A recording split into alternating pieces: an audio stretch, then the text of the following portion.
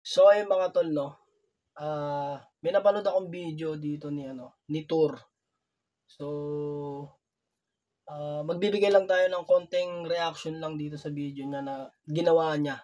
So ito, panoorin niyo 'to mga tol, no.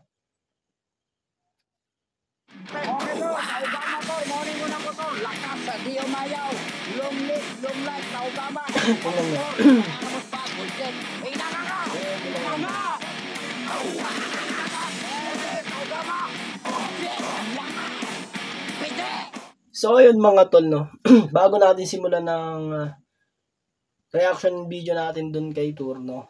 So, salute nga pala sa lahat ng mga triskilyo natin dyan sa mansulok ng mundo, no. So ayun, napangitan lang talaga ako sa ginawa ni Tour, di ba?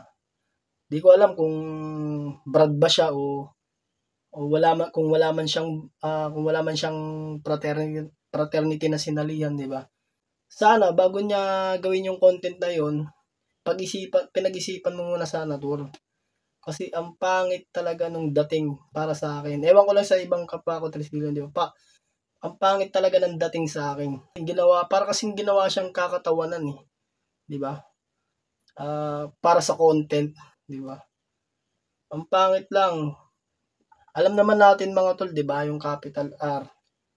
Kasi hindi magiging magandang imahe yung ginawa ni Tour. Ang pangit po kasi ng dating. Tingnan mo, kung makikita mo sa mga comment niya, makikita mo yung lighter. Di ba? Wala pang ulo.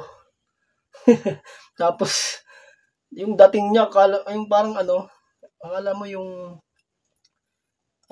hyper talaga eh. Parang, akala mo kakaano lang eh. Kakatapos lang dilat pa yung mata, di ba? So, ang pangit lang kasi ng imahe.